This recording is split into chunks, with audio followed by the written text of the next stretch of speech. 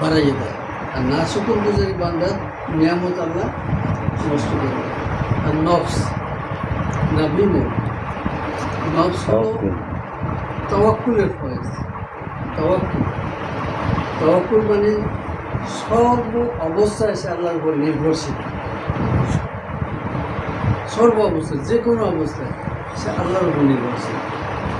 এটা কি দেবে, কেটা চাকরি দেবে, কেটা কী করবে, সব না, আল্লাহ তাআলার উপর নির্ভরশীল সর্ব অবস্থায়। তাওয়াক্কুলের কাজ। এবার আবাতস থাকবার এই চারটে হলো আপনাদের স্বভাব। একটা স্বভাব হলো আপ মানে পানি, আতস মানে আগুন, ফট করে রাগ হয়ে যায়। তারপর আগুন, পানি, বাতাস। মন এই যে বসা চলে গেছে, মন কিন্তু ঢাকা চলে গেছে, দিল্লি চলে গেছে, মন চঞ্চল, এটাকে স্থির করতে বাতাস। খাক পানি মাটি, দেহটা কিন্তু মানুষ তো মাটির মানুষ। এই জায়গায় রেজা হাসেন, রেজা মানে আল্লাহর সন্তোষ। তো এইভাবে 10টা লতিফা জারি হয়ে গেলে তার ভিতরে এই গুণগুলো আসবে, 10টা গুণ, এই গুণগুলো তার ভিতরে আসবে। তারপর এই আগুন, পানি, বাতাস, মাটি, এই সবার কিন্তু এত সহজ না। তারে কি করলে মোকলেস? ওই যে আতস, এই আতসের ভিতরে রয়েছে কাম, ক্রোধ, মোহ, মায়া, মদ, মাৎসর্য, হুব্বে দুনিয়া। এটা হলো এই আতসের স্বভাব। এই আতস মানে আগুন, এই কামনার আগুন, এত আর বাতার পানিতে নেবে না, নেবে সব কিছু। ঐশ্বর্যের আগুন, তারে কি করলে মোকলেস?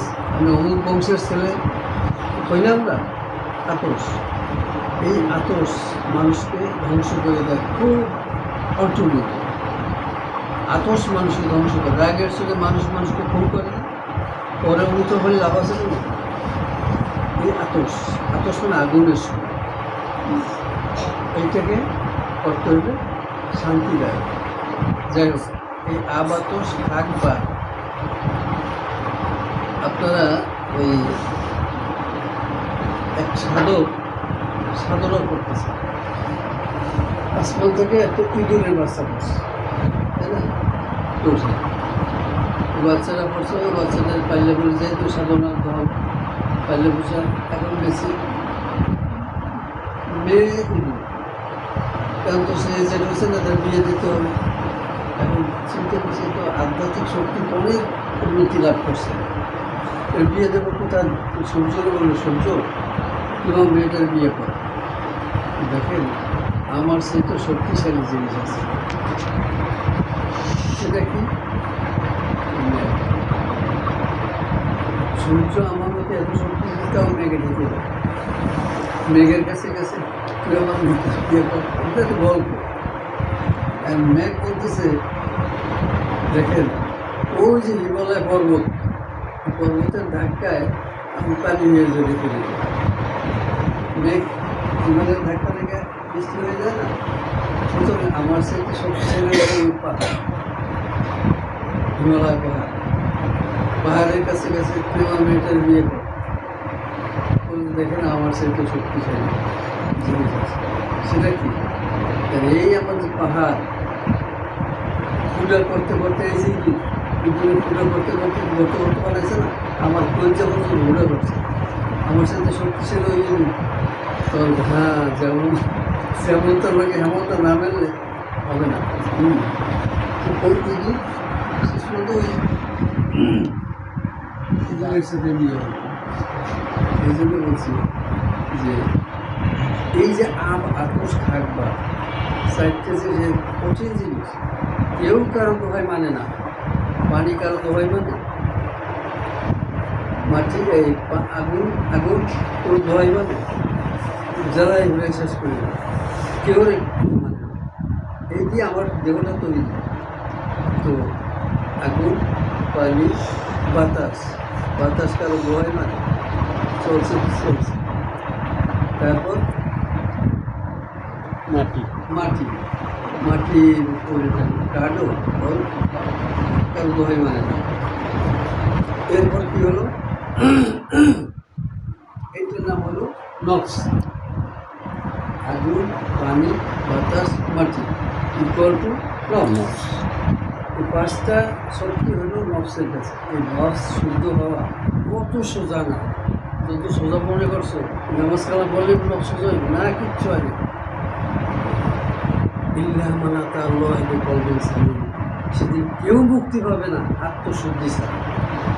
আর আল্লাহ কি বলছে, অফি আনফুসিকুম আফালা তুবসিরুন, আমি তোমার নফসের সাথে মিশে আছি। আল্লাহ কিন্তু রুহের সাথে না, আল্লাহ আছে নফসের সাথে মিশে আছে। তো এই নফস, এই যে চারটে শক্তি আগুন, পানি, বাতাস, মাটি, এদেরকে ক্রয় করতে হবে, নিয়ন্ত্রণে আনতে হবে। নিয়ন্ত্রণে আনবে কি দিয়ে? এইগুলো তরিকা শিখবে। তো এই আগুন, পানি, বাতাস, মাটি এক একটা শক্তি। এই শক্তিকে ক্রয় করতে হবে। ক্রয় করতে পারো, নিয়ন্ত্রণ করতে পারো, তাহলে তুমি এইটা কি অফি আনফুসিকুম আফালা তুবসিরুন, আমি তোমার নফসের সাথে মিশে আছি। আল্লাহ কিন্তু রুহের সাথে না। আল্লাহ বলছে কি, আমি তোমার নফসের সাথে। এই আগুন এটা আল্লাহর শক্তি, কারো দোহাই মানে না। পানি, বাতাস, মাটি ইকুয়াল টু নফস। এই আগুন, পানি একে নিয়ন্ত্রণ করতে পারে কিনা? আল্লাহ, তাই না? কোনো মানুষের শক্তি দেয় যেগুলো নিয়ন্ত্রণ করে। বাতাস তোমার কথা শুনবে, মাটি তোমার কথা শুনবে, আগুন শুনবে না। সুতরাং এইগুলোকে নিয়ন্ত্রণ করতে পারে একমাত্র আল্লাহর শক্তি, তাই না? আর আল্লাহ কি বলছে, অফি আনফুসিকুম আফালা তুবসিরুন, আমি তোমার নফসের সাথে মিশে আছি। আসলে শক্তি যে নফসের যে শক্তি, এগুলো তো আল্লাহ, তাই না? এই জন্যে কারো দোহাই মানে না। এই কঠিন জিনিসটাকে সহ্য করতে পারলে বলে ইল্লাহ মানাতা আল্লাহ কলবেন সালিম, সেদিন কেউ মুক্তি পাবে না,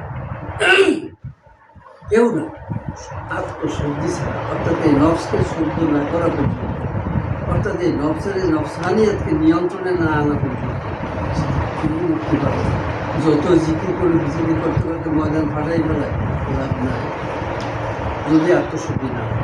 তবে আফলা মানটা যাত্রা জীবন সাধনায় যে সিদ্ধি লাভ করছে, আত্মশুদ্ধি লাভ করছে, সেই কামিয়াবি অর্জন করছে। এই নফসকে যদি শুদ্ধ করা না যায়, এই ক্রোধ এমন এক মুহূর্তে পিঠে টন করে মাথাটা গরম হয়ে গেছে, বগুড়ে যে আচ্ছা মতো পিঠে পরে অনুতাপ অনুশোচন আছে, লাভ তো না, কাম তো হয়ে গেছে। মানুষকে খুন করে এই ক্রোধের কারণে। এই ক্রোধের কারণে যত সমস্যার সৃষ্টি হয়, যেহেতু এটা আল্লাহর স্বভাব, এই স্বভাবকে তোমার আয়ত্তে আনা অনেক কঠিন। আল্লাহর স্বভাব আয়ত্তে আনতে পারে কিনা? আল্লাহ। তো সেই আল্লাহকে নিয়ন্ত্রণ করতে গেলে এরাও নিয়ন্ত্রণ হয়ে যাবে, তাই না? এখন এই আগুন, পানি, বাতাস, মাটি ইকুয়াল টু নফস। এই নফসের হলো এই পাঁচটা, আর রুহের পাঁচটা। কী কী? ফল, রূপ, শেষ, গতি, আত্মা। ফল কোন জায়গা? এই বাম পাশে। ফল, রূপ, শির, কপি, আত্মা। এই পাঁচটা হচ্ছে রুহের। এই পাঁচটা হলো রুহের, আর ওই পাঁচটা হলো নফসের। আর আল্লাহ কি বলছে, তুমি আমার খোঁজো, অফি আনফুসিকুম আফালা তুবসিরুন, তুমি তোমার নফসের সাথে মিশে আছে।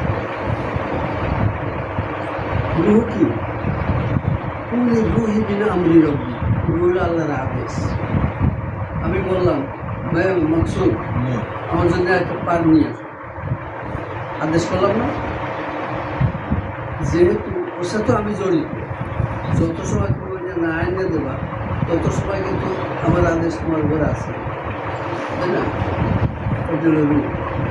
এখন আদম আলাইহিসসালামকে সৃষ্টি করে আল্লাহ সবাই রাখছে না জান্নাতে? সবাই রাখার পরে আল্লাহ কি বললেন,